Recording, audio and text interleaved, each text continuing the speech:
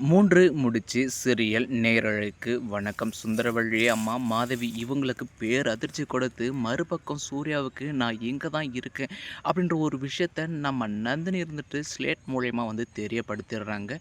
இனி நம்ம சூர்யாவும் சும்மா விடமாட்டாங்க. உடனே நான் கேள்வி கேட்குற விதத்தில் கேட்டு நந்தினியை பார்க்க அனுமதி வாங்கிடுவாங்க. அதுக்கப்புறமா நம்ம நந்தினியும் சூர்யாவை பார்த்து தன்னுடைய மனசில் இருக்கிற ஆதங்கத்தை எல்லாத்தையும் கொட்டி தீர்த்துருவாங்க. சூர்யா சார் என்னை மன்னிச்சிடுங்க. இதே வீட்டில் இருந்தும் உங்களை பார்க்க விடாத மாதிரி பண்ணிட்டாங்க. ஆனால் நீங்கள் தொட்டு தாலி கட்டின மனைவி உங்கள் பக்கம் இருந்து எல்லாமே உங்களுக்கு தேவையானதை செஞ்சுருக்கணும். அது என்னுடைய கடமை. ஆனால் அதை கூட செய்ய விடாமல் இந்த வீட்டில் இருக்கிறவங்க எல்லாரும் என்னை தடுத்துட்டாங்க. அதுக்கு நீங்கள் தான் என்னை மன்னிச்சிடணும் அப்படின்னு நம்ம நந்தினி மன்னிப்பு கேட்க தான் போகிறாங்க. இப்போ தான் சேனலுக்கு முதல் முறையாக வரீங்கன்னா மறக்காமல் லைக் பண்ணிட்டு சப்ஸ்கிரைப் பண்ணிட்டு வாங்க. வீடியோக்குள்ளே போகலாம். ஒரு பக்கம் இந்த சூர்யா நந்தினி நந்தினின்னு மூச்சுக்கு 300 தடவைனாலும் நந்தினியோடைய பேரை மட்டும் தான் சொல்லிட்டு இருப்பாங்க இல்லையா. அப்போது மறுபடியும் இந்த மாதவி சுரேகாவும் சொல்கிற ஒரே விஷயம், அண்ணே நீங்கள் எவ்வளோ தான் கத்தி கூப்பாடு போட்டாலுமே நந்தினி வரமாட்டா. அவள் வேலைக்காரி இல்லையா? அப்படி இருக்கும்போது அவளுடைய புத்தியை காமிச்சிட்டு போயிட்டா.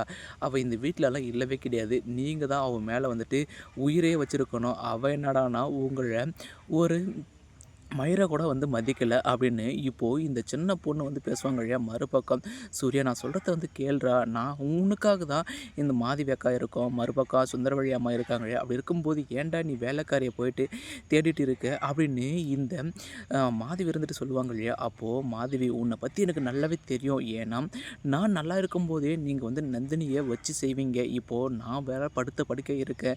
அப்படி இருக்கும்போது இப்போ நந்தினி எந்த அளவுக்கு கையப்படுத்துகிறோமோ அந்த அளவுக்கு நமக்கு தான் சேஃப்டி அப்படின்ற ஒரு விஷயத்துக்காக தான் நீங்கள் எல்லை மீறி நந்தினியை காயப்படுத்துவீங்க. ஏன்னா அவள் இதே வீட்டில் இருந்தும் என்னை பார்க்க வராமல் இருக்கான்னா அப்போது அந்த அளவுக்கு அவளை காயப்படுத்தி வச்சுருக்கீங்க அப்படின்னு இப்போது நம்ம சூர்யா நேரில் பார்த்த மாதிரியே சொல்லுவாங்க இல்லையா. என்னது இவன் வேற நேரில் பார்த்தபடியே சொல்லிட்டு இருக்கானே அப்படின்னு அவங்க என்ன பதில் சொல்கிறதுன்னு தெரியாமல் முழிச்சிட்டு இருப்பாங்க இல்லையா.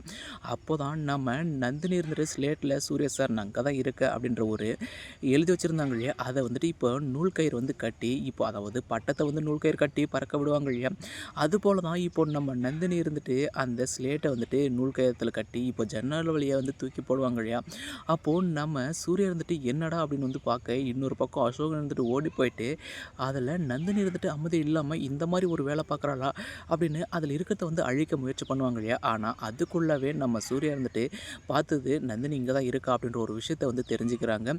இனி நம்ம சூர்யா நந்தினியை பார்க்காம இருக்க போகிறதில்ல. இன்னொரு பக்கம் நம்ம நந்தினியும் இனி என்ன பிரச்சனை வந்தாலும் பரவாயில்ல அப்படின்னு நம்ம சூர்யா சாரை பார்க்க மாடிக்கு போக தான் போகிறாங்க. அதுக்கப்புறம் 2 பேரும் ஒருத்தரை விட்டு ஒருத்தரை பார்த்துக்கிட்டு அதுக்கப்புறம் தன்னுடைய மனசில் இருக்கிற பாரத்தை எல்லாத்தையும் கொட்டி தீர்க்க தான் போகிறாங்க. இதுக்கு அடுத்தடுத்து சுவாரஸ்யமான விஷயங்கள் இன்ட்ரெஸ்டாக எனக்கு இந்த நம்ம சேனல் ஃபாலோ பண்ணுங்கள் ஃப்ரெண்ட்ஸ். தேங்க்யூ ஃபார் வாட்சிங்.